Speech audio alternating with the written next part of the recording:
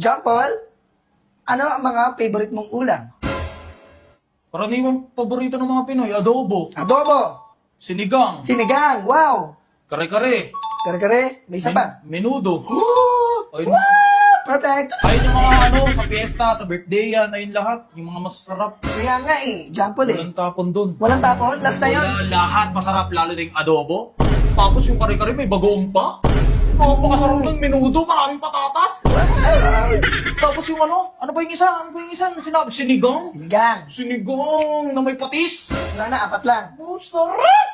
Wala na, 4 lang. Lahat yun. Ano ko yung top 4? Best of all time. Wala ka na bipiling iba. 4 lang. Wala. Ayun lang talaga. Sobrang the best. Ano yan, be?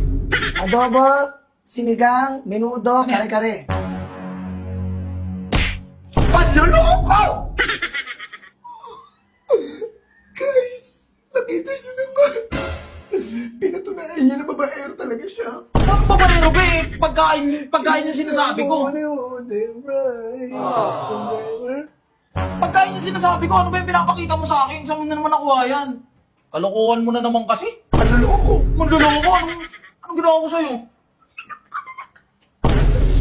Eh bakit masasarap naman talaga yung adobo, sinigang, minuto, kare-kare? Hindi yan mga yan. Yung pagkain mismo. 4 lang yung pinili mo. Oh, ano meron kung 4 lang? Hindi ka na pipili ng iba pa. Top 4 nga na masasarap yan. Hindi ko pinili ang giniling. Ay, giniling na yan. Ako. Ako, Jambol. Girlfriend mo ko. Giniling, ayoko yan. Girlfriend mo ko. Hindi masarap yung giniling, be. Ako yung Jambol, oh. Ba't kasi giniling naman yung napili mo? Sana pinili mo naman ako dyan.